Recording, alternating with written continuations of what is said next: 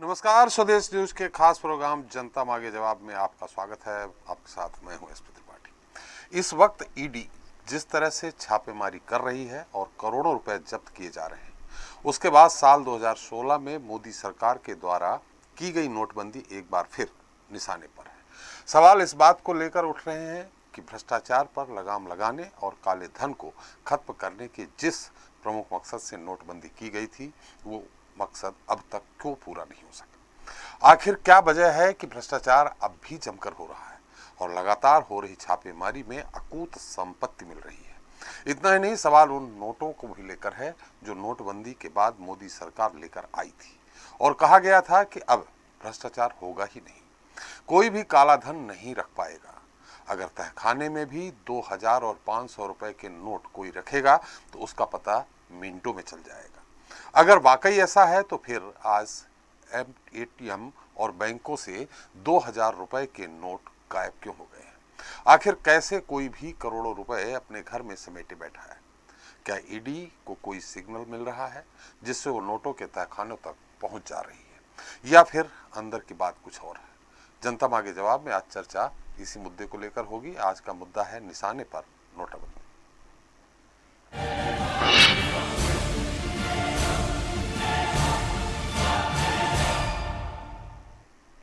तो सरकार लगातार ये तर्क देती रही है कि नोटबंदी से काले धन को वापस लाने और रोक लगाने में मदद मिली है, लेकिन सिस्टम में वापस लौटने वाली रकम के आंकड़ों से विपक्षी दल इन दावों को गलत बताते हैं। वहीं मौजूदा आंकड़े ये बता रहे हैं कि करेंसी सर्कुलेशन पर लगाम कसने के मकसद से की गई नोटबंदी के फैसले के बावजूद देश में नोटों का सर्कुलेशन लगातार बढ़ता जा रहा है। लोकसभा में सरकार द्वारा बाकायदे दिए गए लिखित जवाब में ये जानकारी सामने आई है। साल 2016 में जहां 16,41,571 करोड़ रुपए के नोट सर्कुलेशन में थे, जो 2022 में बढ़कर 31,05,721 करोड़ रुपए जा पहुंचा है। ऐसे में नोटबंदी लगातार निशाने पर है। इतना ही नहीं, कांग्रेस के पूर्व राष्ट्रीय अध्यक्ष राहुल गांधी तो कई बार ये आरोप लगा चुके हैं कि काले धन को सफेद करने के मकसद से नोटबंदी की गई थी। खैर, नोटबंदी कितनी सफल है और मोदी सरकार के बड़े फैसले के बाद भी क्यों काला धन मिलने की खबरें जगह जगह से सामने आ रही हैं, इसे लेकर विस्तार से चर्चा करें। उसके पहले देख लेते हैं हमारी ये खास रिपोर्ट। 8 नवंबर 2016, जब भ्रष्टाचार को खत्म करने के लिए काले धन पर गिरा मोदी बम। 8 नवंबर 2016 की रात्रि को 12 बजे से वर्तमान में जारी 500 रुपए और 1000 रुपए के करेंसी नोट लीगल टेंडर नहीं रहेंगे। ये मुद्राएं कानूनन अमान्य होगी। प्रधानमंत्री नरेंद्र मोदी ने 8 नवंबर 2016 को नोटबंदी का ऐलान कर 500 और 1000 रुपए के पुराने नोट को बैंकिंग सिस्टम से वापस ले लिया था। नोटबंदी करने के पीछे एक नहीं बल्कि 5 बड़ी वजह थी। नोटबंदी का पहला और सबसे बड़ा मकसद था काले धन को खत्म करना, दूसरा देश को कैशलेस बनाना, तीसरा बड़े नोटों का कम करना ताकि काला धन जमा ना हो सके, चौथा नकली नोटों को खत्म करना और पांचवा आतंकियों और नक्सलियों की कमर तोड़ना। जब नोटबंदी हुई तो लोग काफी परेशान हुए थे। बैंकों के बाहर ऐसी कतारें लगी जो शायद ही किसी ने पहले कभी देखी होगी। इसके बाद कांग्रेस समेत तमाम विपक्षी दलों ने मोदी सरकार से बड़े और तीखे सवाल किए। नोटबंदी का लगातार भारी विरोध हुआ। वैसे नोटबंदी को लेकर विपक्ष समेत कई लोग कल भी सवाल कर रहे थे और आज भी कर रहे हैं। हमारा कहना है कि सरकार इनके लिए चलनी चाहिए, 15-20 लोगों के लिए नहीं चलनी चाहिए। अगर वो 15-20 लोग यहाँ नहीं खड़े हैं, उनको तो कोई कठिनाई नहीं हो रही ना, इनको कठिनाई हो रही है। यहाँ पे घंटों से लाइन में खड़े, मैं इनके साथ खड़े होने आऊँ। लेकिन इस बीच वाकई में बड़ा सवाल ये है कि जिस मकसद से नोटबंदी की गई थी, क्या वो मकसद पूरा हुआ? शायद नहीं। दरअसल ऐसा हम इसलिए कह रहे हैं क्योंकि ब्लैक मनी का मायाजाल आज भी है। ज्यादा पुरानी बात ना करें तो बीते दिनों ही सामने आई ये तस्वीर ही साफ कह रही है कि भ्रष्टाचार पर अब तक कितनी लगाम लगी है, काले धन में कितनी कमी आई है। आज भी भ्रष्टाचार का खेल इस कदर है कि जहां छापा पड़ता है वहां एक झटके में करोड़ों रुपए कैश मिल जाते हैं। बंगाल के शिक्षक भर्ती घोटाले में जब ईडी एक्शन मोड में आई तो मंत्री पार्थ चटर्जी और उनकी करीबी अर्पिता के घर से अकूत संपत्ति बरामद हुई। करीब 50 करोड़ कैश के साथ ही करोड़ों रुपए का गोल्ड मिला। वहीं बीते रविवार को शिवसेना सांसद संजय राउत के घर से ईडी की छापामारी में 11 लाख रुपए से ज्यादा का कैश मिला। उधर झारखंड में कांग्रेस के 3 विधायकों की गाड़ी से 50 लाख रुपए कैश मिलता है। ये तो अभी के ताजे मामले हैं। इसके पहले जब नोटबंदी हुई उसके बाद से लेकर अब तक देश के तमाम हिस्सों में इतना भ्रष्टाचार का पैसा या कहें कि काला धन मिला है कि इसके बारे में अगर आपको बताएंगे तो कई घंटे निकल जाएंगे।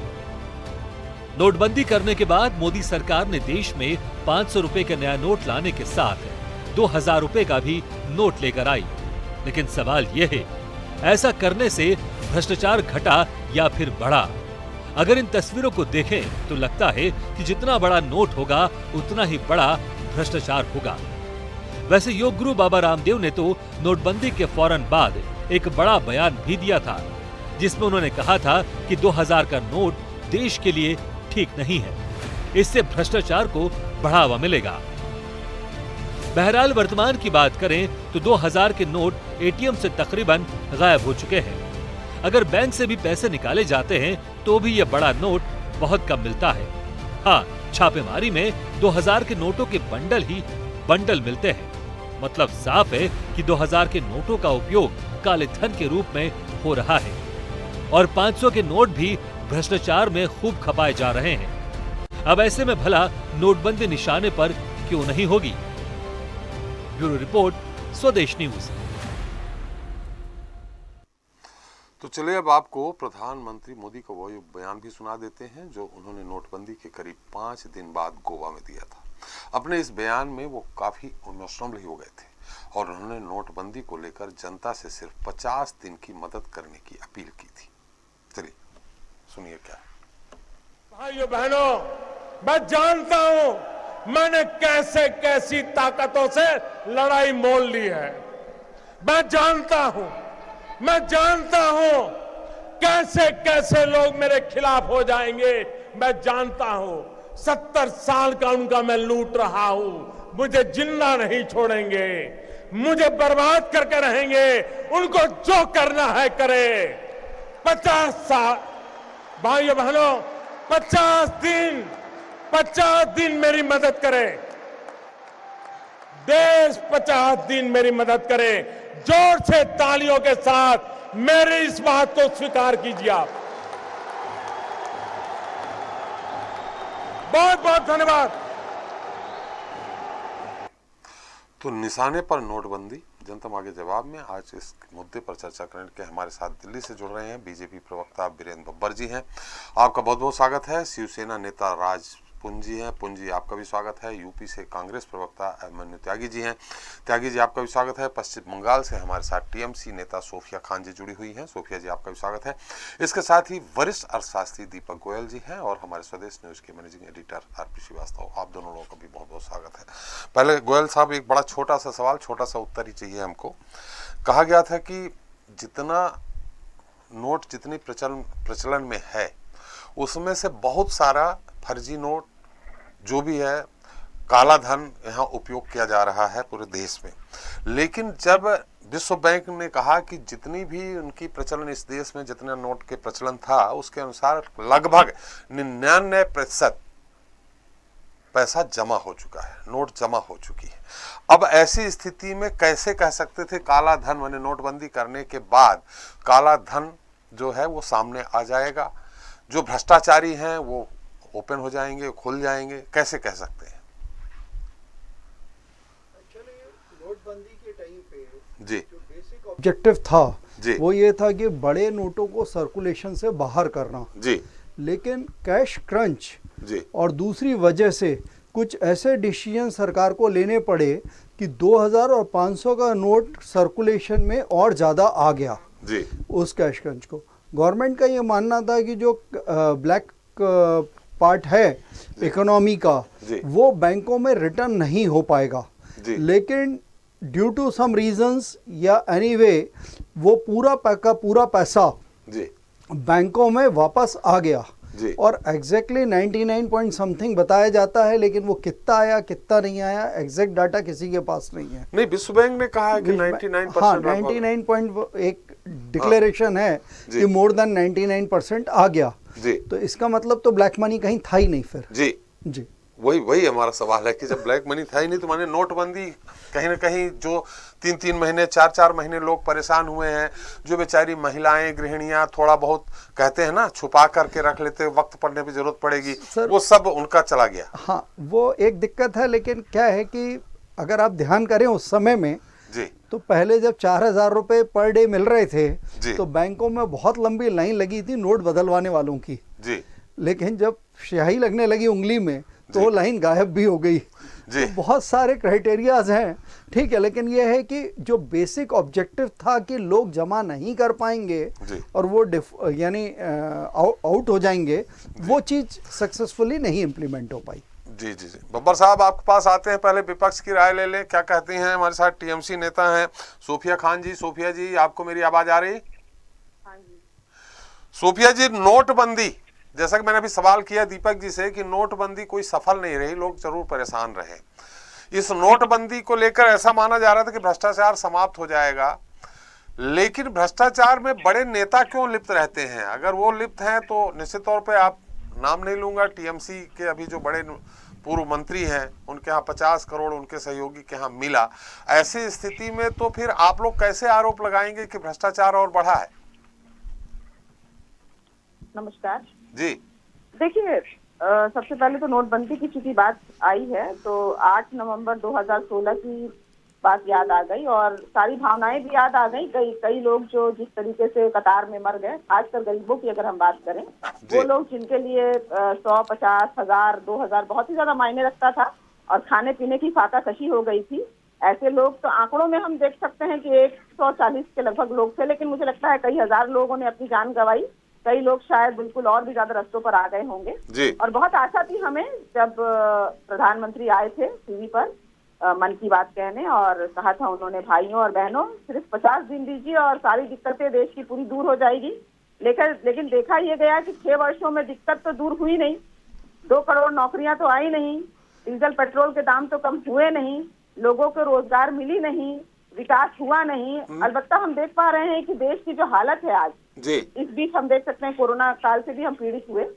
कोरोना में भी जिस तरह से असक्षम रही ये सरकार, प्रवासी मजदूरों को की जो हालत हुई हम देख सोफिया जी, मुद्दा आज नोटबंदी को लेकर के है। मैं आ रही हूँ मैं सारी बातों पर आ रही हूँ। ये नोटबंदी किया इसलिए गया था ताकि देशवासी इससे सुखद हो जाए, माहौल सुखद हो जाए, लोगों को नौकरियां मिल जाए, ज्यादा पैसा सरकार के पास आए, ज्यादा नौकरियां हो। मैं उसी पॉइंट पर आ रही हूँ। नहीं, नोटबंदी इसलिए की गई थी कि काला धन सफेद माने सामने आ जाए। बिल्कुल। तो काला धन आएगा तो कहाँ आएगा? जाहिर सी बात है सरकारी खजानों में आएगा तो सरकार जो है जनहित में काम करेगी, सरकार का तो अपना पॉकेट भरेगी नहीं। लेकिन देखा यह गया है कि जो लोग भी हैं सरकार में वो किसी भी पार्टी के हों, मैं उसके बारे में नहीं कहूंगी, लेकिन जितने भी लोग हैं आम जनता के पास से कोई पैसा नहीं मिल रहा है। ये जितने भी पद जो भी पद पर हैं, जिस भी पार्टी को करने वाले हों, उनके जेबों से निकल रहा है, उनके घरों से निकल रहा है, उनके गाड़ियों से निकल रहा है, उनके लोगों से निकल रहा है। बहुत ही दुखद बात है क्योंकि जनता के साथ अन्याय तो हो रहा है।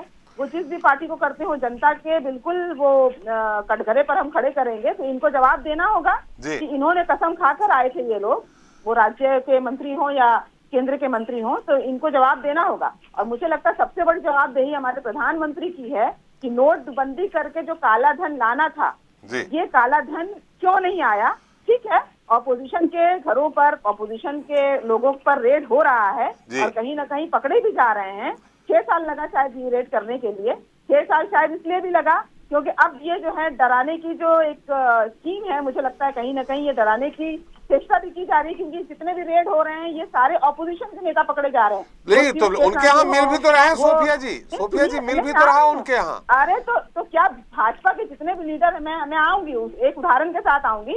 यहाँ पर आप देख सकते हैं कि टीएमसी, अगर बंगाल की बात करें तो टीएमसी को छोड़कर एक बहुत बड़े उनके अपोजिशन के जो लीडर है शुभेंदु अधिकारी, जो 2017 में जिनको नोटिस मिला था, पूरे वेबसाइट में, पूरे यूट्यूब में उनको लेते देते देखा गया था नारदा स्कैम में। लेकिन जैसे ही वॉशिंग मशीन से अगर वो घुस कर चले गए बीजेपी में, सारे केस उनके ऊपर बंद हो गए, सारा ईडी का रेड बंद हो गया। वो बिल्कुल कह सकते हैं ना, दूध के धुले हो गए। इसका जवाब मुझे लगता है यहाँ पे जो भी बीजेपी के प्रवक्ता है वो जरूर देंगे कि शुभेंदु अधिकारी, मैं एक एग्जांपल दे रही हूँ, इसी तरह से देश में नहीं, लेकिन अब सोफिया जी इस पे भी तो बात करिए कि शिक्षक भर्ती घोटाले को लेके कितने दिनों से उंगली उठाई जा रही थी। ईडी ने जब उन पे केस दर्ज किया, छापेमारी की, तो 50 करोड़ आयरन लेडी कही जाती है ममता जी, उन आयरन लेडी के अंडर में जो कैबिनेट मिनिस्टर हो शिक्षा विभाग का, वो उसके यहाँ 50 करोड़ उसके सहयोगी क्या मिल जाए। इसमें 3-4 घटना तो बहुत ही ज्यादा दुखद है, और जवाबदेही भी पार्थो चटर्जी हैं, श्री पार्थो चटर्जी हैं, वो जवाब जरूर देंगे। लेकिन इसमें 3-4 बातें हैं। सबसे पहले तो पार्थो चटर्जी के घर में ये पैसा नहीं मिला है। पार्थो चटर्जी किसके साथ मिलते थे, नहीं मिलते थे, उठते थे, बैठते थे, कई नेता के कई संबंध होंगे, उनके दोस्त होंगे, जो भी होंगे, भाई बहन होंगे। लेकिन ममता बनर्जी तो एक एक नेता का हिसाब नहीं रखेंगे कि उन्होंने क्या घोटाला किया। या देखिए, जैसे ही ये बात सामने, ये काम कोर्ट का है, ये ईडी का काम है। ईडी ने जब अपना काम किया और कहीं ना कहीं उन्होंने पार्थो चटर्जी के घर से, मैं अभी भी बोल रही हूँ, पार्थो चटर्जी के घर से ये पैसे नहीं मिले हैं। ये अनुमान लगाया जा रहा है कि पार्थो चटर्जी कहीं ना कहीं दोषी हो सकते हैं। और उसे मुझे अंदर क्या पूछताछ हुई नहीं मालूम, लेकिन अर्पिता जी ने कहा है कि उनका है।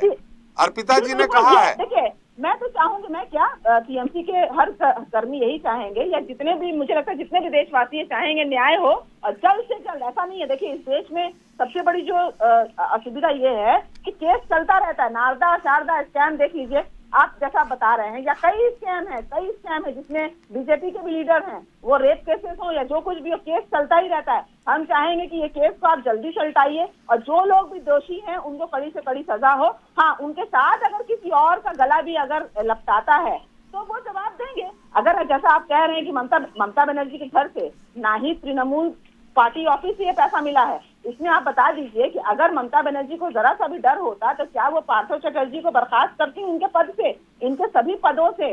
ममता बनर्जी एक ऐसी नेत्री हैं जिन्होंने ये फैसला लिया। आप बता दीजिए कि भाजपा के कई लीडर है, वो रेप केसेस में हो या भ्रष्टाचार में हो, लेकिन कभी भी उनके ऊपर क्या कोई एक्शन लिया गया? नीरव मोदी, विजय माल्या देश से पैसा हजार करोड़ पैसा लेकर चले गए। बताइए कि उस वक्त जो इंडस्ट्री मिनिस्ट्री में थे उनके ऊपर क्या एक्शन लिया गया? बैंक फ्रॉड आए दिन हो रहा है, बताइए कि क्या सोफिया जी, हम आपके पास आते हैं। लेकिन ममता बनर्जी ने एक्शन लिया है। ममता बनर्जी ने उदाहरण सेट किया है कि देखिए हमारे अगर नेता हमारे नाक के नीचे अगर कुछ करते और अगर वो पकड़े जाते हैं, पकड़े भी क्या जाते हैं, अगर उनके ऊपर किसी भी तरह से संदेह भी होता है। ममता जी ने नहीं पकड़ा, ईडी ने पकड़ा है। ममता जी ने नहीं पकड़ा, ईडी ने पकड़ा है। लेकिन नहीं, ईडी ने पकड़ा है, लेकिन अभी भी वो दोषी पाए गए हैं। उसमें उनको बिल्कुल भी अभी भी कटघरे पर, देखिए उनको अभी भी ये साबित नहीं किया गया है कि वो पैसे उनके हैं। लेकिन उसके बावजूद भी ममता बनर्जी को जो एक्शन लेना था, वो जो कर सकती थी उन्होंने लिया, ताकि आने वाले समय में कोई और ममता बनर्जी की पार्टी में। सोफिया जी, हम आपके पास, सोफिया जी हम आपका अफसर राज पुंज जी हमारे साथ। राज जी, संजय राउत जी पात्रा चाल घोटाला लंबे समय से चल रहा था, अभी उन्होंने कोई जवाब भी नहीं दिया, हालांकि गिरफ्तारी भी हो गई। लेकिन अगर भ्रष्टाचार मिटाना है तो सारे पार्टियों के नेताओं को मिलकर के मिटा सकते हैं, अकेले मोदी जी कैसे मिटा सकते हैं? क्या कहेंगे संजय राउत जी के बारे में? नहीं त्रिपाठी जी, देखिए भ्रष्टाचार के हमेशा हर किसी को खिलाफ होना चाहिए, कोई भी इस देशवासी हो या कोई नेता हो या कोई अभिनेता हो, उसके ऊपर किसी को भी पक्ष नहीं लेना चाहिए। क्योंकि देश एक गरीब आदमी जो अपना एक रुपया इकट्ठा करता है, उसके बाद इस प्रकार के भ्रष्टाचार देखेगा तो वो क्या, मतलब उसके ऊपर उसकी मेहनत सारी व्यर्थ हो जाती है। और दूसरी तरफ अगर इस प्रकार से कोई भी पाया जाता है, हम तो कभी भी हमने ईडी की खिलाफत नहीं करी, ना सीबीआई की खिलाफत करी, ना एनसीबी की खिलाफत करी, हमने कभी नहीं कहा। पिछले 2.5 सालों से आप देख रहे हैं महाराष्ट्र के अंदर क्या हो रहा है। 2.5 सालों के अंदर जो भी केसेस थे, जो भी ऐसा हुआ, हमने हमेशा उन्हें कहा। लेकिन हमारे ऊपर यह आरोप लगाया गया, महाराष्ट्र पुलिस के ऊपर यह आरोप लगाया कि 66 दिन में कार्रवाई नहीं हुई, इसलिए हमने सीबीआई भेज दी, इसलिए एनसीबी आई, इसलिए ईडी आई। देखिए कोई इशू नहीं है, आप कार्रवाई कीजिए, जो भी इसमें कटघरे के पीछे होगा, जिसने भी कोई गलत किया होगा, चाहे वो कोई भी हो, चाहे वो गुरु जो अपना स्कैम है, गुरु आशीष कंपनी है जिसने लगभग 3500 मकान बना के देने थे और 47 एकड़ जमीन के ऊपर, जिसके ऊपर ये पूरा विवाद चल रहा है और इसके ऊपर अब देखिए कहां तक किसकी इन्वॉल्वमेंट है, कोई है भी या नहीं है, ये जांच के विषय है। जिस प्रकार से हमारे गद्दावर नेता हैं संजय राउत जी, जिसमें उन्होंने हमेशा कोई सही को सही और गलत को गलत कहा है। उन्होंने भारतीय जनता पार्टी का भी बड़े हौसले के साथ और बड़े बेबाकी से जवाब दिए जब भारतीय जनता पार्टी को जरूरत थी, जब राम मंदिर पे उनको जरूरत थी, जब 370 पे जरूरत थी, जब CAA पे जरूरत थी। तो मतलब एक अच्छे नेता का यही होता है कि वो हमेशा सही को सही और गलत को गलत कहना सीखे। तो जब उन्होंने ऐसी बातें करी हैं तो आज अगर वो विरोध भी करते हैं, अगर ऐसा कुछ होता भी है भारतीय जनता पार्टी के अंदर, तो इस तरह से बदले की कार्रवाई नहीं होनी चाहिए। मैं तो यही इसको आप बदले की कार्रवाई करेंगे कि कुछ जब कहीं आग लगी होती है तभी धुआं उठता है? देखिए त्रिपाठी जी, आग लगी होती है धुआं उठता है, वो बिल्कुल सही है। आग लगी होती है धुआं उठता है, जिस प्रकार से कार्रवाई हो रही है, क्योंकि 2019 से पहले तो भारतीय जनता पार्टी के साथ ही थे, तो 2007 से ये चल रहा है। कोई ये तो है नहीं कि आज ही 2022 में शुरू हुआ है। तो 2019 तक तो भारतीय जनता पार्टी के साथ ही थे, तो इनको ये चीज नजर नहीं आई, क्योंकि तब इनको लगता था कि शायद मतलब क्या लगता था ये तो वही जाने। और इसके बाद आज उन्हें एक ही जने को नॉमिनेट करके वहां पे कटघरे में खड़ा कर दिया, तो ये तो सही नहीं है ना। अगर हो सकता है इसमें क्या है क्या नहीं, अभी तक इसका जांच का विषय है। जो भी जांच होगी उसमें बिल्कुल सहयोग दिया जा रहा है। जो भी इसमें दोषी पाया जाएगा वो भी कटघरे के पीछे। 11.5 लाख कैश मिलना भी अपने आप में महत्व रखता है। आप बैंक में रखते भाई, घर में कैश क्यों रखे हुए हैं? देखिए त्रिपाठी जी, 11.5 लाख रुपए कैश मिला है, उस पे जो लिखा हुआ है वो भी आपको पता है क्या लिखा हुआ था उसके ऊपर। अब वो क्या क्यों अयोध्या के लिए लिखा था वो भी जांच का विषय है। अयोध्या में वो दान जाना था, क्या जाना था, उसमें एकनाथ शिंदे जी का भी नाम लिखा हुआ है। मतलब उनके थ्रू जाना था या वहां पे डिपॉजिट करके वहां आया था, ये क्या है ये बाद में पता चलेगा। अब इसके भी ऊपर जांच का विषय, ये भी एक जांच का विषय है। मैं तो ये कहता हूँ कि जो भी हमारी केंद्रीय एजेंसी है उनको बिल्कुल समानता के साथ कार्य करना चाहिए, किसी के विरोध में कार्य नहीं करना चाहिए हमेशा। ठीक है, अच्छी बात है कि देश के अंदर इस प्रकार का जो पैसा पकड़ा जा रहा है जो आम जनता के काम आएगा, आज भी आएगा तो कल आएगा। और इस प्रकार के जो स्कैम होते हैं इससे जनता के अंदर भी काफी निराशा होती है कि देखते हैं कि इस प्रकार के जो छवि खराब होती है एक नेता की, क्योंकि इस प्रकार के जो कार्य होते हैं कहीं ना कहीं लोगों में भी निराशा कहीं ना कहीं प्रतीत होती है। और आज आप देख रहे हैं सड़कों के ऊपर शिव सैनिक खड़े हैं, अपनी निराशा व्यक्त कर रहे हैं। तो फिर भी मैं बोलूंगा कि अभी सबको इस चीज का इंतजार करना चाहिए कि जांच में क्या पाया जाता है, तभी साबित हो पाएगा कि कौन गलत और कौन सही है। बिल्कुल सही कहा। मन्नू जी हमारे साथ है। मन्नू जी, ठीक है, राहुल जी ने पहले ही कह दिया कि ये नोटबंदी इसलिए की गई है कि वो खुद काला धन अपना छुपाना चाहते हैं। खैर, ये 48 लाख 49 लाख रुपए लेके आपके विधायक कहाँ जा रहे थे? गाड़ी में रखे क्यों घूम रहे थे? त्रिपाठी जी, आपको और पैनल में मौजूद सभी लोगों को नमस्कार। जय हिंद। जी नमस्कार। देखिए, ये 8 साल का सरकारी जो कुप्रबंधन है वो सब लोगों के सामने आ चुका है। जी। जब आदरणीय नरेंद्र मोदी जी ने 2014 का लोकसभा चुनाव जब लड़ा था, नहीं, हमने पहले आप इस बात को कहिएगा, लेकिन हमारे पहले जब सवाल का उत्तर दे दीजिए। ये तीनों आप ही के कांग्रेस पार्टी के ही विधायक थे, उन पे कार्रवाई भी करी है कांग्रेस पार्टी ने, उनको बचाने का काम नहीं करा। और बाकी वो पैसा कैसा था, कहां से आया था, वो जांच का विषय है। आपकी सरकार, आपकी पार्टी सरकार में है वहाँ जी, झारखंड में, तो वो तो हम मना नहीं कर रहे हैं, लेकिन वो सब जांच का विषय। जब जांच होगी तो दूध का दूध और पानी का पानी सामने आ जाएगा। लेकिन यहाँ कांग्रेस पार्टी किसी को भी बचाने का काम नहीं करती है। यहाँ कम से कम भारतीय जनता पार्टी की तरह कांग्रेस काम नहीं करती है कि वो अपने लोगों को भी बचाए और जो विपक्ष के लोग हैं उनको सताए, उनको डराने का काम करे। देखिए, जिस तरह से इसमें भाजपा का रोल नहीं है। बंगाल की पुलिस ने पकड़ा है आपके तीनों विधायकों को। हम बात समझ रहे हैं, हम एक बात कह रहे हैं कि वो सब जांच का विषय है। जी, जांच में जो बात सामने आएगी, वो दोषी है तो उन पर कार्रवाई हो जानी चाहिए, और कार्रवाई हो जानी चाहिए निश्चित है। हम बात कहना चाह रहे हैं कि नोटबंदी का आज आपका टॉपिक है, और 2014 में जब आदरणीय नरेंद्र मोदी जी ने चुनाव लड़ा तो उसमें बहुत सारे वादे किए। एक वादा किया कि अच्छे दिन वो लाएंगे। 8 नवंबर 2016 को नोटबंदी की उन्होंने बात कही और कहा कि काला धन पकड़ा जाएगा। इसके अलावा बहुत सारी तमाम बातें कही गई। उस दौरान लगभग 18 लाख करोड़ जो नोट था वो चलन में था। आज 2022 में 31 लाख करोड़ नोट चलन में है। ये बात अब सामने आ चुकी है। इसके अलावा 99% जो नोट था उस दौरान वो सब बैंक में जमा हो चुका था। ये उस दौरान की बात है। लेकिन जो इन्होंने कही अच्छे दिन लेकर आएंगे, वो जनता के तो लेके नहीं आए, चंद जो मुट्ठी भर पूंजीपति है उनके लेकर आए। उसका रिजल्ट ये है कि आज 23 करोड़ लोग गरीबी रेखा के नीचे चले गए हैं और बाढ़ में लोगों के पास 55 करोड़ लोगों की जितनी संपत्ति यहाँ है आज भारत में, ये सब इस नोटबंदी का ही तो रिजल्ट है। नहीं, गरीबी रेखा के नीचे जो चले गए वो भी नोटबंदी का है। गरीबी रेखा के नीचे जो चले गए वो भी नोटबंदी का है।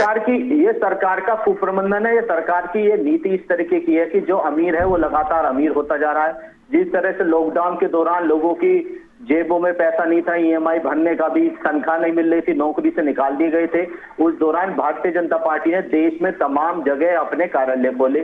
देश में तमाम जगह आरएसएस ने अपने 5 स्टार कार्यालय खोले, जीर्णोद्धार किया। ये सब लोगों के सामने आया। देश की जीडीपी जहां -22.5 पहुंच चुकी थी, उसी दौरान विश्व के सबसे अमीर तो सिर्फ नोटबंदी की बात कर रहे हैं अंबानी जी बनकर आए। तो उसी का तो रिजल्ट है कि चंद पूंजीपतियों को जो लाभ देने का काम किया है वो भारतीय जनता पार्टी ने करा, उन्हीं का वो अच्छे दिन लेकर आए हैं, उन्हीं के लिए इन लोगों ने काम करा। इसके अलावा 500 से जो 2000 के नोट है उनका जो चलन है उसमें 100% का इजाफा हुआ है, वो इनकी सरकार में हुआ है। डिजिटल इंडिया का नहीं पता है। इन्होंने जो बातें कही थी, काला धन देखिए स्विस बैंक में लगातार बढ़ता जा रहा है। इन्होंने कहा कि हम नौकरी बढ़ाएंगे, नौकरी भी लगातार घट रही है। इन्होंने ये सब नोटबंदी के कारण हो रहा है क्या? ये हर चीज का रिजल्ट है। काम धंधे चौपट हो गए हैं। तो नोटबंदी निशाने पर हमने सब्जेक्ट लिया है। 1 लाख से ज्यादा एमएसएमई उद्योग बंद हो चुके हैं देश में। जून का आंकड़ा आया था, 1.5 करोड़ लोगों का रोजगार चला गया। ये कुप्रबंधन है सरकार का, चाहे नोटबंदी हो चाहे जीएसटी हो, चाहे कोई भी योजना लेकर आए हैं। ये लगातार पूरे विश्व में महामारी आई थी, पूरे विश्व में महामारी आई थी, हालांकि अभी समाप्त तो नहीं हुई है। ये कोरोना के कारण हुआ है। इसमें बेरोजगारी और एमएसएमई कितनी बंद हो गई अलग होता है। कोरोना के कारण अंबानी अडानी की संपत्ति कैसे बढ़ गई? कोरोना काल में कैसे भारतीय जनता पार्टी के कार्यालय खोले गए? लगातार उत्तर प्रदेश में 40 जिलों में भारतीय जनता पार्टी के नाम पर कार्यालयों के लिए जमीन का बैनामा हुआ और 3 स्टार से 5 स्टार कार्यालय खोले गए हैं, एबीवीपी तक के कार्यालय खोले गए हैं। नहीं, हम तो ये बोल रहे हैं कि नोटबंदी एक प्रयोग होता है, कभी कभी प्रयोग असफल भी हो जाता है मनु जी, कभी कभी प्रयोग असफल भी हो जाता है। ये भी तो जांच का विषय है। ये सब ब्लैक मनी भी तो हो सकती है। कहां से इतना पैसा आया इन लोगों के पास? एक तरफ लोगों की जेबें खाली होती जा रही है, एक तरफ चंद पूंजीपति अमीर होते जा रहे हैं। चलिए वीरेंद्र बब्बर जी से हम बात करें। वीरेंद्र जी, बहुत सारी बातें हुई, आपने टीएमसी को भी सुना, शिवसेना को भी सुना, अभिमन्यु जी भी बोल रहे हैं, लेकिन आपसे सवाल यह है कि जिस तरह रामदेव जी ने भी शुरू में आप ही के कहे जाते हैं रामदेव जी, उन्होंने कहा था आप नोटबंदी आपने इसलिए की थी कि जो काला धन किसी ने छुपा के रखा है वो बड़े नोट ही रखेगा, छोटे नोट तो रखेगा नहीं, और वो बड़े नोट रखेगा तो सब आ जाए बैंक में। हालांकि वो हुआ नहीं, जैसा विश्व बैंक ने 99% पैसा जमा हो गया था। ये 2000 का मुख्य कारण देखिए, अभी जहां भी मिला है बब्बर जी, जहां भी आपने छापा मारा है वो ठीक है कि आपके लोगों के यहाँ छापा नहीं मारा जा रहा, विपक्ष के नेताओं के यहाँ छापा मार रहा, विपक्ष के मंत्रियों के यहाँ छापा मारा जा रहा, ये विपक्ष कह रहा है। लेकिन 2000 के नोट यहाँ जो मिले हैं 50 करोड़ अर्पिता जी के घर में, वो 2000 के ही सारे नोट थे। आज एटीएम में जाएं 2000 के नोट है ही नहीं। तो ये 5000 रुपए आप इकट्ठा कर लीजिए, 5000 नोट आप इकट्ठा कर लीजिए, सीधे सीधे वो 1 करोड़ हो जाता है। ये तो और सहज हो गया 2000 का नोट लाने से।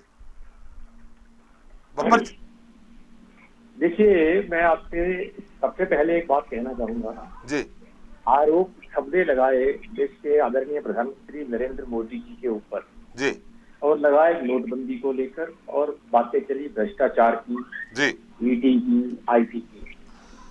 मैं आपसे कहना चाहता हूं कि 8 साल पहले लगभग जब देश के प्रधानमंत्री का दायित्व संभाला था मोदी जी ने जी, तो देश के लोकतंत्र के मंदिर में जाने से पहले सबसे उन्होंने दंडवत लेट करके संसद के सीढ़ियों में प्रणाम किया था देश की जनता को और लोकतंत्र के मंदिर को। और 8 साल में लगातार मोदी जी ने जो निर्णय लिए वो बहुत राजनीतिक साहसिक निर्णय थे। देश को किस प्रकार से संभाला जा सकता है, संभाला जाना चाहिए, उसको लेकर के जो मोदी जी ने निर्णय लिए, उससे पहले की देश की सरकार उस बारे में सोच भी नहीं सकती। अभी आप कह रहे थे, मैं आपको बताना चाहता हूं, नोटबंदी पर भ्रष्टाचार में लगाम लगाने की मदद की बात थी। नोटबंदी से भ्रष्टाचार पर लगाम लगेगी, काला धन निकल करके बाहर आएगा। मैं बताना चाहता हूं 16.6 खरब नोट सिस्टम में वापिस आए। और ये लोगों ने जमा करवाए जी। 16,000 करोड़ रुपए को छोड़कर लगभग सभी पैसे बैंकों में जमा हो गए जो उस समय बाजार में मार्केट में चलन में थे। इन पैसों को कानूनी दर्जा मिल गया और अवैध जो धन जिन लोगों के पास था उनके खिलाफ सरकार ने निश्चित रूप से कार्रवाई की। आईटी ने उस परिस्थितियों में लगभग 500 से ज्यादा लोगों को नोटिस जारी किए, 1833 करोड़ रुपए की 500 से ज्यादा संपत्तियों को अटैच किया। 3 लाख से अधिक शेल कंपनियां उस समय बंद हुई जब ये सब सारे काम चल रहे थे। मतलब काले धन को खत्म करने के नहीं, साथ ये फिर 99% कहां से गया? काला धन 1% ही रहा ना फिर। देखिए, मैं आपको ये कहना चाहता हूँ, इसमें एक बात समझने वाली है। आप देखते हैं अभी भी आपको दूसरे चौथे दिन, महीने में, 15 दिन में एक आध बार खबर मिलती है कि इतने पुराने नोट मिले। तो इसका मतलब ये है जिन लोगों के पास काला धन था या उस समय जो हिसाब बाजार के अंदर लग रहा था कि कितनी जाली करेंसी छप चुकी है, उन लोगों ने उन पैसों को अपने पास होल्ड कर लिया, क्योंकि ना तो उनके पास कितनी शक्ति थी कि वो उसे लेकर के मार्केट में अपने आप को यूज करवाते। मैं आपको बताना चाहता हूँ, इस दौरान 21,000 से ज्यादा लोगों ने 4900 करोड़ रुपए के काले धन की ट्रक की घोषणा भी की थी कि हमारे पास ये काला धन है। उस समय सरकार ने भी योजना बनाई थी कि भाई जिसके पास काला धन है वो इतना टैक्स जमा कराए और उस पैसे को व्हाइट में कन्वर्ट कर दे। परंतु हर व्यक्ति में इतनी ताकत नहीं थी। लोगों को लगता था कि देश के प्रधानमंत्री ने जो कहा है, कल को हम काला धन लेकर के बाहर निकले तो ऐसा ना हो कि हमारे ऊपर कोई और मुकदमा बन जाए। लोगों ने नदियों में, समुद्र के झरनों में तैरते हुए नोट देखे। आज भी वो सिर्फ 1% में 99% आ गया था। देखिए सर, वो 1% आपका कहना है, मेरा ये कहना है जिस काले धन की आप बात कर रहे थे, जो आपका सवाल था अभी कि वो काला धन कहाँ गया, वो काला धन वही था जो लोग सामने लाने की हिम्मत नहीं कर पाए, चाहे वो 1% था, चाहे वो 10% था। नहीं तो जो चलन, जितने नोट चलन में थे वो लगभग 99% आ गए, तो फिर काला धन कहाँ रहा? आप समझिए, मैं ये कहना हूँ, उस समय जो काले धन की यही बात थी, जितने नोट चलन में थे, जो काला धन को लोगों ने शेयर नहीं किया ना, काला धन लोगों ने अपनी घोषणाएं नहीं की कि ये हमारे पास काला धन है। लोगों ने उस पैसे को आग लगाना जरूरी समझा। आपको ध्यान में होगा उस समय, अगर बब्बर साहब थोड़ा सा हमारे समझ में हो सकता है मैं ना समझ हूँ, आप कह रहे हैं बार बार, हम बार बार आपसे यही कह रहे हैं, उन्होंने आग लगाना, समुद्र में फेंक दिया, पानी में फेंक दिया, लेकिन वो सिर्फ 1% है। विश्व बैंक क्या झूठ बोल रहा है? अपने आंकड़े दे रहा है कि 99% पैसा जो चलन में था, जो आंकड़ों के अनुसार सही था, वो आ गया, 1% ही रहा ना। मैं आपसे वही कह रहा हूँ, वो 1% कितना होता है सर? जो मैं आपसे 21,000 लोगों की बात कर रहा हूँ जिन्होंने 49,000 करोड़ रुपया अपना व्हाइट कन्वर्ट कराया, वो क्या काला धन नहीं था जिन्होंने लोगों को शो किया? अब जितना काला धन था, आदमी के दिमाग के अंदर, आदमी की जानकारी के अनुसार, आदमी के सोर्सेज से जो सूचनाएं मिलती हैं, उसके आधार पर जब आप काम करते हैं, देखने वाली बात ये होती है कि आपकी राजनीतिक इच्छा शक्ति मजबूत है या नहीं, या उसके पीछे कोई गलत बात तो नहीं है। ऐसे ऐसे लोगों ने, हमारे देश के युवराज ने जो है, जो कांग्रेस पार्टी के सबसे बड़े नेता माने जाते हैं, फटी जेब में कुर्ता पहन के हाथ बाहर निकाल करके लाइन में लगे थे कि मैं 5,000 रुपए बदलवाने के लिए आया हूँ। क्या उनको उस 5,000 रुपए की आवश्यकता थी?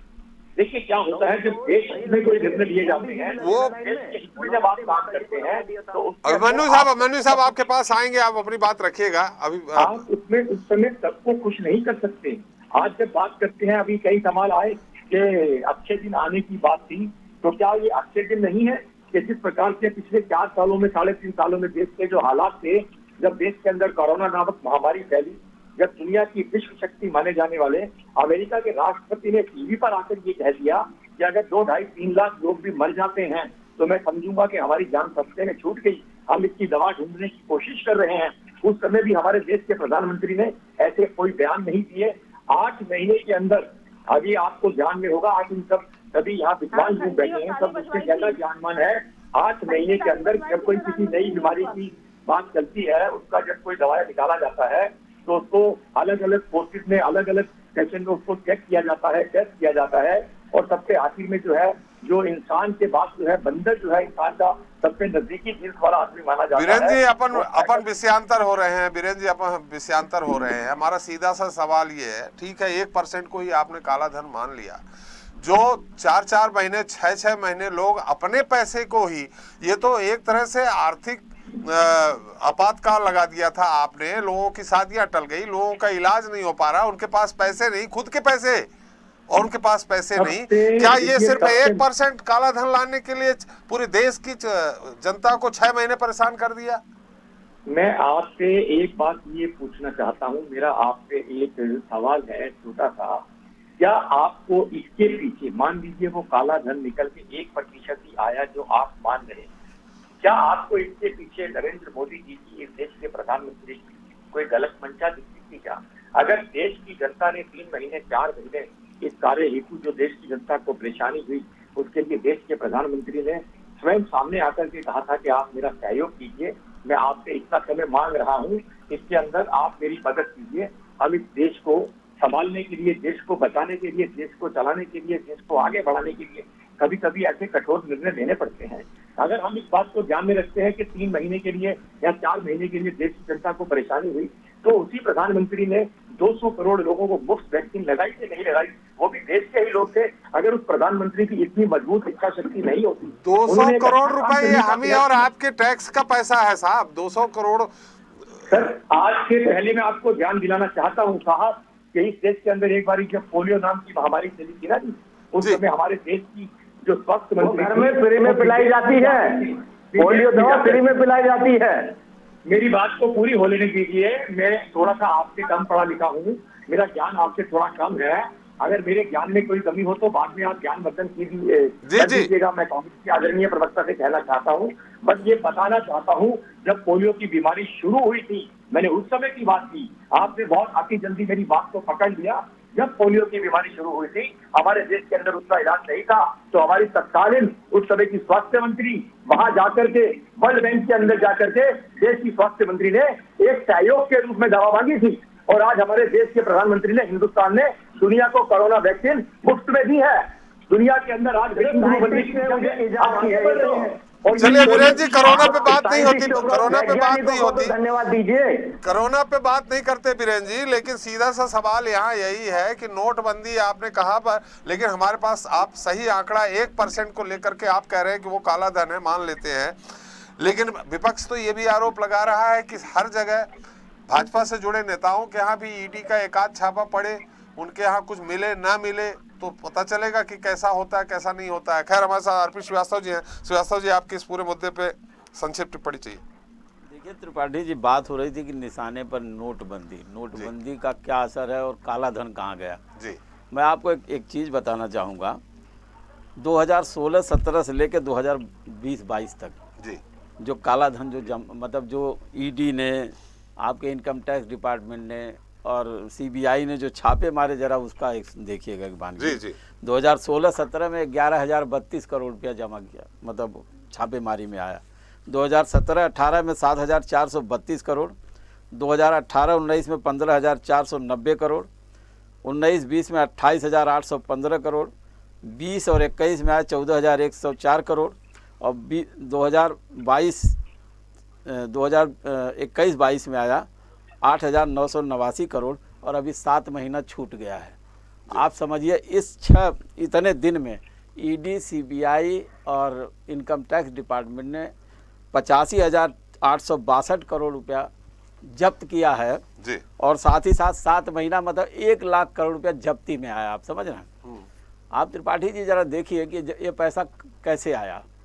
नोटबंदी में जब सारा काला धन वापस हो गया था 99%, तो ये जो बाद में जो बड़े बड़े नोट आए वो आखिर गए कहाँ? आपने ही कहा था कि 2000 के नोट का पता ही नहीं है, और आज भी बैंक में जाए तो किसी एटीएम से 2000 का नोट नहीं निकलता। सरकार को ये बताना होगा कि कितने 2000 के नोट की छपाई हुई थी। ये सारे पैसे आपने देखा होगा कि निकला था, अभी एक छापेमारी में आया तो उसमें कोई 500 का नोट नहीं दिख रहा था, सब लाल लाल नोट 2000 के ज़्यादा 2000 के दिख रहे थे।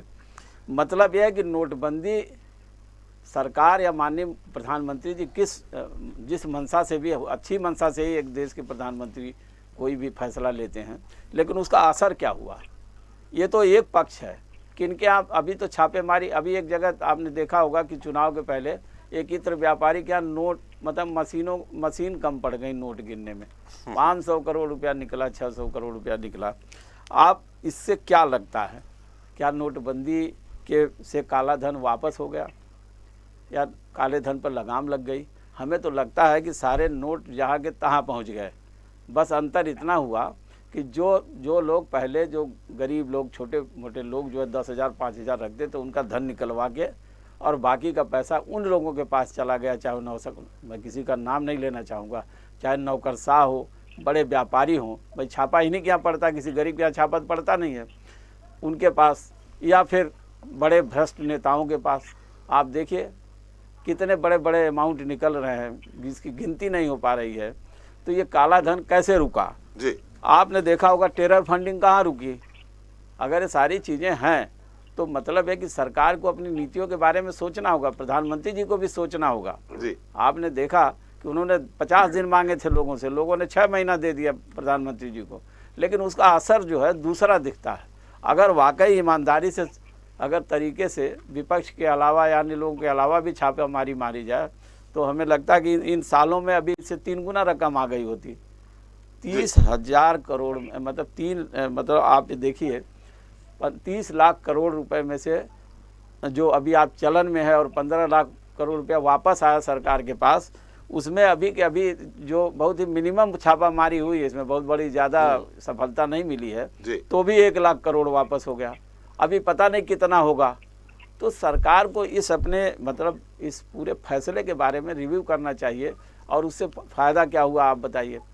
आप कोई ऐसा सेक्टर बताइए त्रिपाठी जी, रियल सेक्टर बुरी तरह से पिट गया था जी, कहीं बिजनेस कहीं हो नहीं रहा था, कई सेक्टर में जो है क्राइसिस आई, छोटे मोटे उद्योग बंद हुए। तो सरकार को इस मामले में पूरा विचार करते हुए इस फैसले पर फिर से एक बार रिव्यू करना चाहिए। और मेरा तो ये मानना है कि जिस हिसाब से काला धन लोगों के पास जमा हो रहा है और 2000 का नोट नहीं दिख रहा, सरकार को इस बारे में भी विचार करना चाहिए। बिल्कुल। पुंजी और सोफिया जी आपके पास आ रहा हूँ। दीपक जी कुछ कहना चाह रहे हैं हमारे अर्थशास्त्री। दीपक जी, मेरा ये कहना है, देखिए 2000 का नोट जो है ये तो बिल्कुल सच है कि वो ब्लैक मनी के लिए ही यूज़ हो रहा है जी, लेकिन ये इतनी बड़ी संख्या में नोट मिल क्यों रहे हैं, इसकी अगर हम गहराई में जाएं तो नोटबंदी हुई, नोटबंदी के बाद आपके जो इनकम टैक्स के चेंजेस हुए, बेनामी एक्ट आया और जो आपने कैश को यूटिलाइज करने के ऑप्शंस को ख़त्म करा, तो लोगों के पास आज अगर ब्लैक मनी है तो उसका यूटिलाइजेशन का सोर्स नहीं है। देखिए वो ज़मीन नहीं खरीद सकता, उसमें लिमिटेशन है, म्यूचुअल फंड नहीं खरीद सकता, बैंक में नहीं रख सकता, कहीं है ना, कहीं पे भी उसके पास रखने का ऑप्शन नहीं है।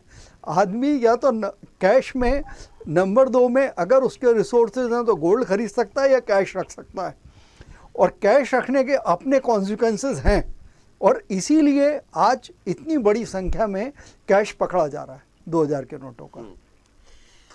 चलिए 2000 के नोट को लेके पुंज साहब क्या कहेंगे आप?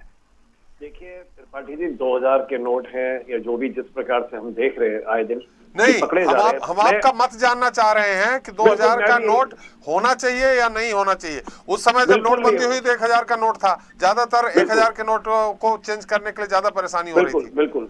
मैं माननीय प्रधानमंत्री नरेंद्र मोदी जी का बहुत आदर करता हूँ, उनके हर जो भी उनके कदम होते हैं उनका भी बहुत आदर करता हूँ, लेकिन ये जो कदम था उनका, जो ये कदम उठाया गया, ये बिल्कुल कहीं भी इसके ऊपर मैं ये कहूंगा कि ये 2000 के नोट का जो प्रचलन मार्केट में फैला वो बहुत ज्यादा फैला और वो ब्लैक मनी को ज्यादा उसको बढ़ावा मिला 2000 के नोट से।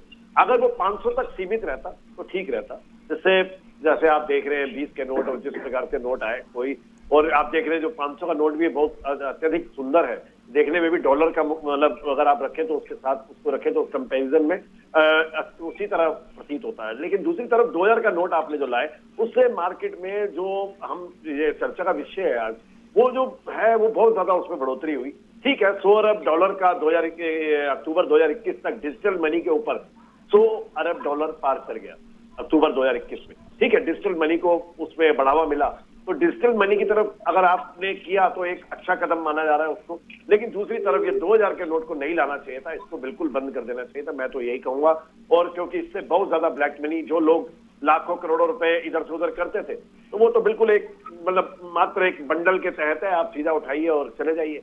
पहले तो यह है कि 100 के नोट होते थे या 500 के होते थे, बहुत ज्यादा संख्या में होते थे, तो बड़ा इतना मुश्किल होता था कि उस चीज को इधर से उधर अकोमोडेट करना, इधर से उधर ले जाना।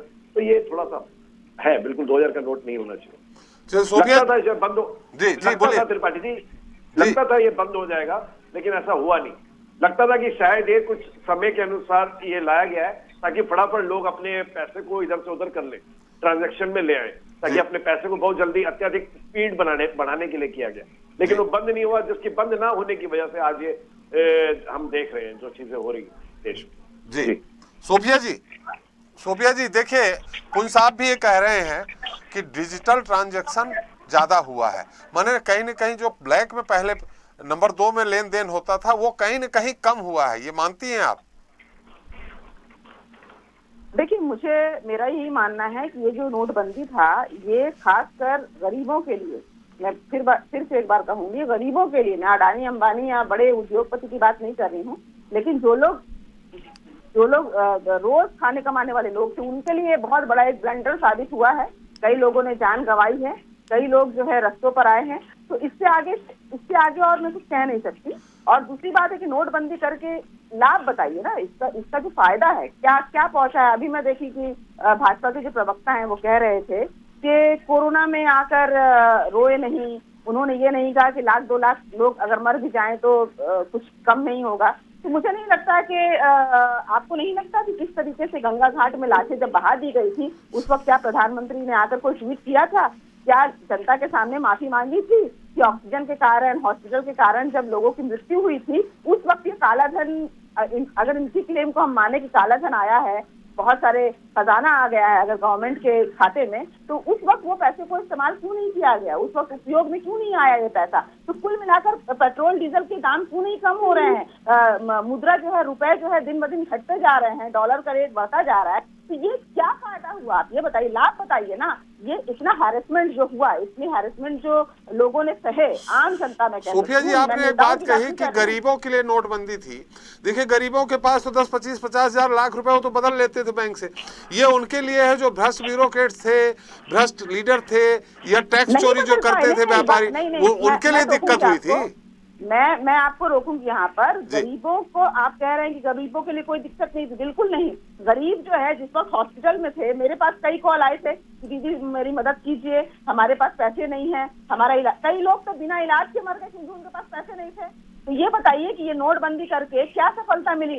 अगर आप आकर एक देश के लिए एक हित में अगर आप काम करते हैं, एक डिक्लेरेशन लेते हैं अचानक से, आप यूं ही नहीं कर सकते।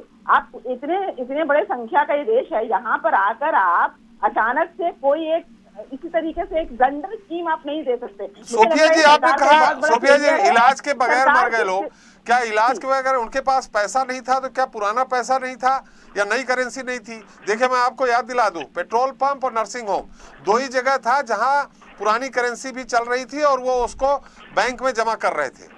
अगर उनके पास पुरानी करेंसी भी होती नर्सिंग होम में तो इलाज हो जाता। देखिए, कई लोग हैं जो हॉस्पिटल में नहीं गए, मान लीजिए वो घरों में इलाज कर रहे हैं, उनके बारे में आप क्या कहेंगे? कई लोग थे जो हॉस्पिटल जाने की जरूरत नहीं है, ऐसे कई लोग हैं जो घरों में ही बीमार होते हैं, हर लोग हॉस्पिटल नहीं पहुंचते। तो जो नोटबंदी के कारण, मतलब वो नई करेंसी, उनको न्यू करेंसी नहीं मिली, ओल्ड करेंसी की जगह, इसलिए मर गए। अच्छा, कई लोगों को मलेरिया हो गया, क्या वो हॉस्पिटल जाएंगे? कई लोगों को डेंगू हो गया, क्या वो हॉस्पिटल जाएंगे? क्या वो घरों से इलाज नहीं करेंगे? फाका का जो लोग रोज खाते से 100 रुपए निकाल कर बैंक से, उनके बारे में आप सोचिए ना, वो लोग कहाँ से पैसे लाए। देखिए, ये बहुत, अगर आप आंकड़ा देखने जाइएगा तो ये आप नहीं अंदाजा लगा पाइएगा कि कई लोग की जान गई, कई लोगों ने अपना क्या क्या खोया, कई लोगों ने क्या सैक्रिफाइस किया। ये सब नोटबंदी के कारण हो गया। ये बिल्कुल नोटबंदी नहीं, बल्कि इस सरकार के किए गए कई ऐसे फैसले हैं जिसके कारण पूरे देशवासियों ने भुगता है। आपने लॉकडाउन में भी देखा कि किस तरह से बिना सूची के लॉकडाउन जो किया गया, उसके वजह से लॉकडाउन को मान सकता हूँ सोफिया जी, लेकिन नोटबंदी के चलते गरीब मर गया, ये नहीं हमारे समझ में आ रहा, गले नहीं उतर रहा। फैसलों की बात कर रही हूँ, नोटबंदी भी एक फैसलों पे आज बात ही नहीं हो रही, आज नोटबंदी निशाने पर है। मैं कई फैसलों की बात कर रही हूँ, मेजर फैसले, छोटे मोटे फैसले तो छोड़ दीजिए, मेजर फैसले जो आकर हमारे माननीय प्रधानमंत्री ने जो लिया टीवी में आकर, वो सारे बड़े फैसले ब्लंडर निकले। वो आपके लॉकडाउन करने से हो या नोटबंदी करने से हो, नोटबंदी मेरे हिसाब से एक बहुत बड़ा ब्लंडर था, जो आने वाले इतिहास में इसको काले नाम से जो है देखा जाएगा या सुना जाएगा। चलिए, अभिमन्यु जी, जब बब्बर साहब अपना तर्क रख रहे थे तो आप बीच में कुछ कहना चाह रहे थे कि नहीं उनके तर्क गलत हैं।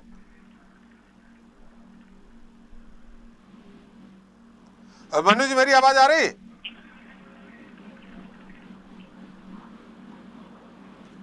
एक बार फिर अभिमन्यु जी मेरी आवाज आ रही है आपको?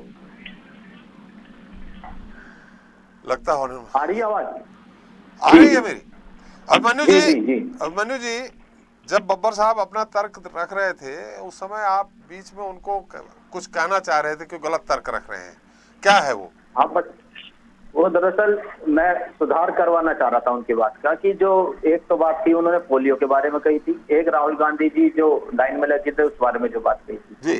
पोलियो के बारे में मैं जानकारी देना चाहता हूँ कि पोलियो की दवाई घर घर फ्री में बांटी जाती है और किस तरह से ये अब बांटी जा रही है। उन्होंने शुरुआत के दिनों की बात कही है, उन्होंने शुरुआत के दिनों की बात कही है, अब बांटी जा रही है। शुरुआत के दिनों में इन्होंने कहीं कोई ऐसी बात नहीं कही कि वो पैसे में दवाई दी जा रही थी। उन्होंने कहा था वो बाहर मदद लेने गए और इन्होंने एक और बात कही कि जो यहाँ उसका इंजेक्शन जो निकाला गया वो आदरणीय नरेंद्र मोदी जी की वजह से निकाला गया, जबकि वो वैज्ञानिक ही इजाद करते हैं। अभी तक तो ऐसा होता आया है कि कोई इजाद करता है तो उसको क्रेडिट जाता है, लेकिन यहाँ सारा क्रेडिट आदरणीय प्रधानमंत्री जी को चाहिए हर चीज का। दूसरा इन्होंने कहा था, अब राहुल गांधी जी के बारे में तो मैं बताना चाहता हूं कि आदरणीय राहुल गांधी जी जो है वो विपक्ष के नेता भी हैं। विपक्ष का ये काम है कि जहां जहां सरकार कुछ गड़बड़ करे और जनहित के खिलाफ जाए तो वो जनता के साथ खड़े हो, जनता की तरफ से अपनी बात रखे। तो जो जनता को पीड़ा हो रही थी, पीड़ा ये थी कि लड़कियों की शादी थी वो शादियां अटक गई, बुजुर्ग बच्चे महिलाएं जो प्रेग्नेंट महिलाएं थी उनका इलाज नहीं हो पा रहा था। ये सब देखा किस तरह से लाइन में लग लग के लोग परेशान थे। ये वो दौर था, उस दौरान वो लाइन में लगे, लेकिन प्रधानमंत्री जी खुद लाइन में लगते तो उनको थोड़ा सा पता लगता कि कितनी दिक्कत आ रही है। आदरणीय अमित शाह जी लाइन में लगते तो उनको महसूस होता कि लोगों को क्या इस समय दिक्कतें आ रही हैं, लेकिन उन्होंने अपनी माताजी भेजी। माताजी की जगह वो खुद जाते लाइन में तो ज्यादा अच्छा रहता, लेकिन वो उन्होंने जो कुछ किया अच्छा किया इनके मुताबिक, भारतीय जनता पार्टी के मुताबिक। लेकिन मैं फिर से कहने जा रहा हूं कि जो अच्छे दिन थे वो पूंजीपतियों के आने थे। 92 लोगों के पास 55 करोड़ लोगों की जितनी संपत्ति है, 23 करोड़ लोग गरीबी रेखा के नीचे चले गए। सब सरकारी कुप्रबंधन का नतीजा है।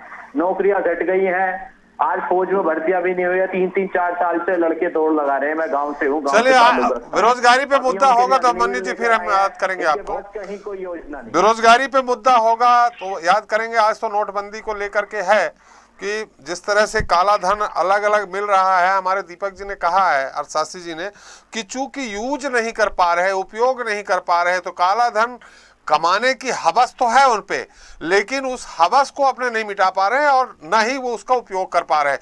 बीरेन जी चलते चलते आपसे, क्या आपको नहीं लगता है कि 2000 के नोट बाजार में ला करके मोदी जी ने एक गलत निर्णय लिया है? हम मोदी जी की बात नहीं करते, जो बाकी उनके सलाहकार हैं उनकी सलाह गलत नहीं थी। एक दूसरा, आपने कहा कि राजनीतिक इच्छा शक्ति होनी चाहिए। राजा कभी कभी निर्णय लेता है, लेकिन अगर राजा अच्छा निर्णय लेता है तो निश्चित तौर पे श्रेय भी उसी को जाता है, लेकिन अगर उसका नीतिगत निर्णय गलत हो गया तो उसके ऊपर ठीकरा भी फोड़ा जाता है। बीरेन जी देखिए, मैं आपसे कहना चाहता हूँ, अभी सबसे पहले मेरी आदरणीय दीदी बार बार बोल रही थी कि उसमें बहुत लोग मरे हैं, तो मैं बताना चाहता हूँ कि स्वास्थ्य सेवाएं जो है वो राज्य सरकार का विषय होता है। तो राज्य सरकार की कहीं ना कहीं ये लापरवाहियां रही। दूसरी बात, उन्होंने कहा किसी को मलेरिया हो गया तो वो हॉस्पिटल नहीं जाएगा। मैं भी कह रहा हूँ हॉस्पिटल नहीं जाएगा, पर केमिस्ट को भी उस समय पुराने नोट लेने की अनुमति थी मलेरिया की, लेकिन तो उसने दवाई नहीं ना, तो दवाई तो केमिस्ट से भी मिल जाती है और पुराने नोट से भी मिल जाती है। बेसिक कंसेप्ट क्या है कि अपने को करना क्या है, हम कहना क्या चाहते हैं। नोटबंदी को जोड़ करके नोटबंदी से हुए नुकसान का तो आकलन हम कर रहे हैं, जबकि नोटबंदी से देश के फला फला व्यक्ति को फला फला किस्म का नुकसान हुआ, बट ये नहीं देख पा रहे कि नोटबंदी के जो अच्छे परिणाम सामने आए, चाहे वो जम्मू कश्मीर पे आतंकवाद के ऊपर लगाम लगाने में मदद मिली हो, चाहे वो धारा टेरर फंडिंग कहाँ रुकी साहब? पैसा तो पूरा आ गया, टेरर फंडिंग थी कहाँ? सर, अगर टेरर फंडिंग नहीं थी तो फिर अब पत्थरबाजी क्यों नहीं होती जम्मू कश्मीर के अंदर? पहले जो 500 के नोट लेके वहाँ पत्थरबाजी करवाई जाती थी वो क्यों नहीं होती? पहले वहाँ हमारे आर्थिक जवानों को किस प्रकार से वहाँ पीटा जाता था वो अब क्यों नहीं होता? वो आपने जवानों को कुछ अधिकार दे दिए हैं और वहाँ आपने जवानों की संख्या बढ़ा दी है। तो ये क्या पहले की सरकारें ये निर्णय नहीं ले सकती थी क्या? क्या ये एक अच्छा निर्णय नहीं माना जाएगा? और एक रही बात IT की बात कर रहे हैं, आप ED की बात कर रहे हैं, तो अभी एक आदरणीय प्रवक्ता ने कुछ बताया था, मैं उनके साथ अपनी बात को साझा करना चाहता हूँ। मेरी जानकारी अगर ठीक है तो ईडी की रेड के माध्यम से पिछले 8 सालों में 1 अरब से ज्यादा रुपया जो है रिकवर किया गया, जब्त किया गया, और आईटी के माध्यम से 1 अरब 18 करोड़ रुपए जब्त किए गए। तो कुल मिलाकर के कहने का मतलब मेरा केवल इतना है, और जो बात उन्होंने कही बहुत अच्छी बात कही, वास्तव में वो लॉजिकल बात है कि जिन लोगों ने गलत तरीके से काला धन अपने पास रखा हुआ है वो उसे यूटिलाइज नहीं कर पा रहे, वो उनका एसेट ना होकर के लायबिलिटी हो गया है कि उसे संभाले कहा, उसे रखे कहा। ये भी नोटबंदी की एक, लेकिन हमारे सवाल का उत्तर नहीं दिया बब्बर साहब आपने। हमने पूछा कि 2000 का नोट निकाल करके प्रचलन में ला करके कहीं न कहीं नहीं लगता गलत निर्णय था? जो निर्णय सरकार लेती है, हमसे ज्यादा सरकार की IQ है, हमसे ज्यादा सरकार का विजन है, हमसे ज्यादा सरकार की जानकारी है। जो निर्णय लिए गए वो नीतिगत निर्णय थे, वो किस लिए लिए गए, किस आधार पे लिए गए, इसके बारे में मेरे पास जानकारी नहीं है। हालांकि समय खत्म हो गया है बब्बर साहब, लेकिन मैं सीधी बात बता रहा हूँ। 5000 रुपए आप 100 के नोट अपने जेब में रख सकते हैं, छोटे से बैग में रख सकते हैं। अगर ये 2000 के नोट 5000 आप अपने बैग में रख लेंगे तो 1 करोड़ सीधे हो जाएगा। छुपाने की क्षमता बढ़ गई है, ये कहिए ना। नहीं, मैं आपसे क्या कहा, इस विषय पे मैं कुछ नहीं कहूंगा, क्योंकि नीतिगत फैसला है, देश की सरकार के द्वारा लिया गया फैसला है, और लोकतंत्र के अनुसार मेरा ऐसा मानना है, अगर मेरे अपने अधिकार हैं तो सरकार के भी अधिकार हैं। सरकार ने जो निर्णय लिए वो क्या सोच करके लिए, मेरे साथ जानकारी नहीं है, इसलिए मैं उसके बारे में आपको कुछ कहने की स्थिति में नहीं। सरकार आपके दल की है, खैर अब समय भी समाप्त हो गया है। सरकार दल की नहीं होती, सरकार देश की होती है। सरकार देश की होती है, रूल कर रही है। सरकार देश की सरकार है, प्रधानमंत्री देश के हैं। जी देश के हैं, और लेकिन प्रधानमंत्री कौन से दल के सांसदों के समर्थन से हैं, ये भी आपको मालूम होगा। प्रधानमंत्री जी का एक भी निर्णय आप ऐसा नहीं बता सकते जो आप कह सकें कि प्रधानमंत्री ने वो निर्णय, हम तो इसी पे नोटबंदी पे ही बता रहे हैं।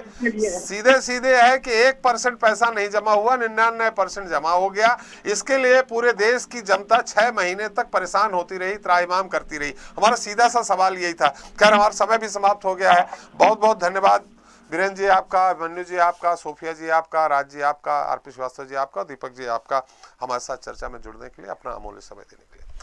तो साल 2016 में हुई नोटबंदी सफल है या असफल, इसे लेकर सबके अपने अपने तर्क हैं। लेकिन ये सच है कि नोटबंदी के बावजूद भी मोदी सरकार को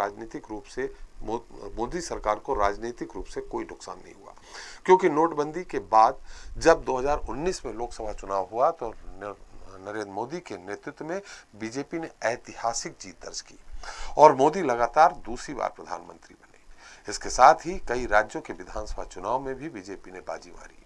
मगर जिस तरह से छापों में करोड़ों रुपए मिल रहे हैं, वो ये सवाल जरूर उठा रहे हैं कि नोटबंदी पूरी तरह से असफल रही। बहरहाल इसका आगे भी असर पड़ेगा या नहीं, ये वक्त बताएगा। इसी के साथ जनता मांगे जवाब मिलता है। नमस्कार।